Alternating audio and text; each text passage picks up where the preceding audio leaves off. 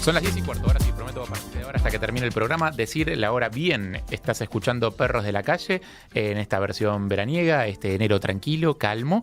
Estás en Urbana Play 104.3 o en YouTube o en Twitch o en KZO, en cualquiera de esos lugares nos puedes ver. Aquí estrenando estudio nuevo, o sea, estudio nuevo en realidad, estudio paralelo, estudio secundario, durante un tiempo, mientras hacemos una serie de reformas muy drásticas en nuestro estudio, ese que ustedes están acostumbrados a ver, ese que ven si entran en nuestro canal de YouTube y ven cualquiera de las notas que tenemos ya cargadas ahí on demand, de todos los invitados que pasaron por este programa en los últimos 4 años, desde, 3 años, ¿no? 4, bueno, no sé, desde, sí, ya son 4 completos, ya son casi 4. Ahora en febrero se cumplen los 4. Desde 2021 que arrancamos con esta aventura de una radio en pandemia, haciendo nuestro programa desde una terraza con distancia social enorme para no contagiarnos nada raro, hasta ahora que somos totalmente, estamos en riesgo, somos una población en riesgo, metidos adentro de una caja mucho más pequeña, un lugar sin ventilación, pero que se parece mucho más a un estudio de radio, y a mí particularmente me encanta y me hace muy feliz que se pueda volver a hacer radio así, como corresponde, viejo. Hoy es 8 de enero, un día que para muchos de nosotros es muy especial porque es el día del Gauchito Gil. Yo vivo diciendo que soy ateo y lo vivo aclarando, no sé por qué, pero pues sale todo el tiempo en discusiones porque es una cosa de la que se habla mucho en general en la Argentina y en este programa en particular, tradiciones, creencias, etcétera, desde Dios hasta la astrología. Y en general yo lo aclaro, pero tengo como algunas licencias que me tomo, y una de ellas es el respeto inmenso que siento por los santos populares.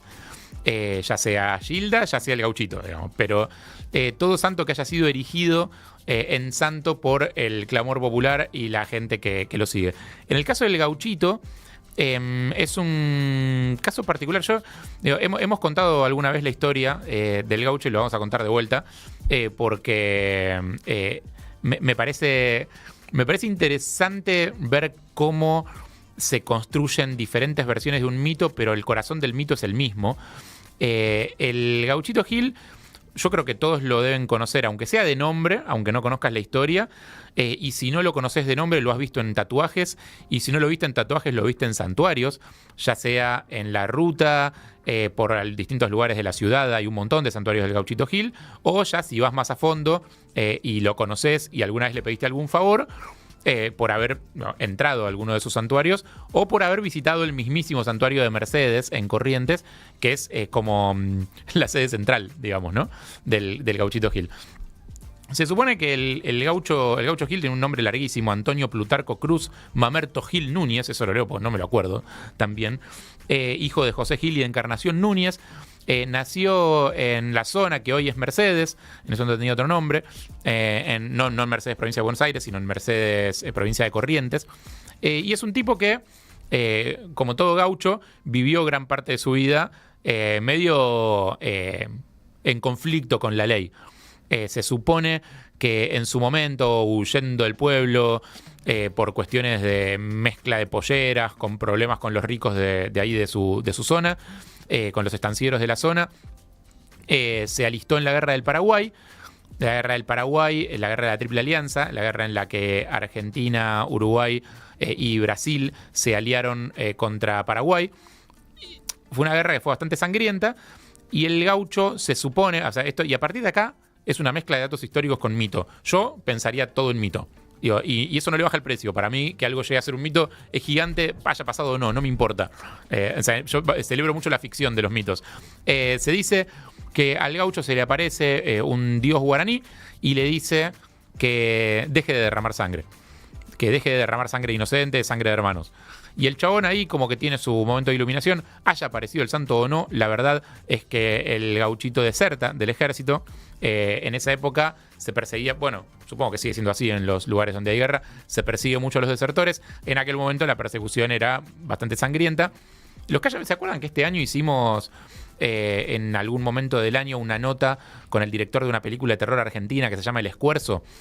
Ahora El Escuerzo tiene unas funciones en el Gomont, es una película que salió el año pasado, y esa película retrata esta época, justamente, esta época de caudillos y de malones, la época de la Guerra del Paraguay, la Guerra de la Triple Alianza, la época en la que el Estado iba levantando gauchos del campo y los alistaba en el ejército a la fuerza y los mandaba a pelear a la frontera con Paraguay.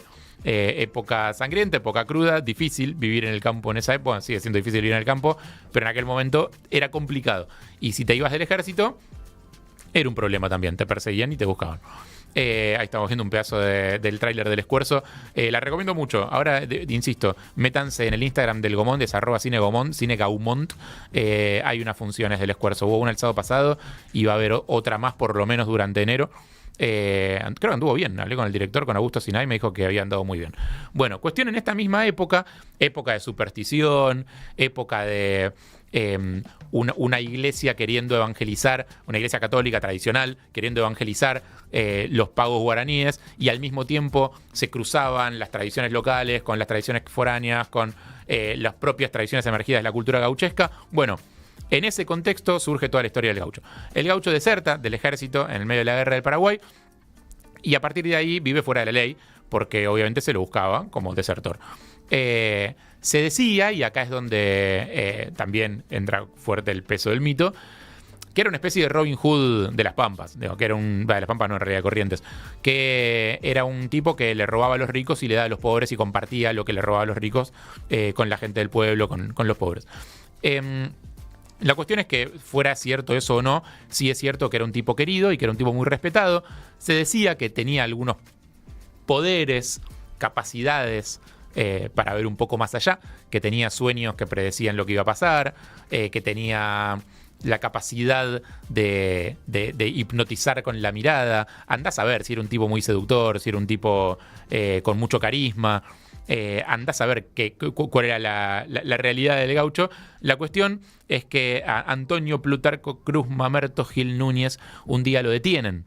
Lo tenía bastante montado en un huevo un comisario de la zona porque andaban detrás de la misma mujer, el gaucho aparentemente con mayor suerte que el comisario. Y ahí se cruzan las cuestiones personales con las cuestiones políticas. Al tipo lo detienen y lo ejecutan. Sobre cómo muere el gaucho también hay muchas versiones, como en todo mito, como corresponde, porque si no sería historia, no sería mito. Bueno, igual sobre la historia a veces también hay muchas versiones, pero en este caso particular, una de las versiones dice que lo fusilan y que como el gaucho era devoto de San La Muerte, se supone que a los que son devotos de San La Muerte, un santo popular que es más antiguo que el santo que hoy conocemos como Gauchito Gil, se suponía que al que era devoto de San La Muerte y tenía los amuletos en regla, cuando le pegaban un tiro las balas no le entraban. Que el de San La Muerte te protegía de ser baleado, entre otras cosas. Es un santo que entiendo que circula mucho, corríjanme si me equivoco, en la cultura carcelaria.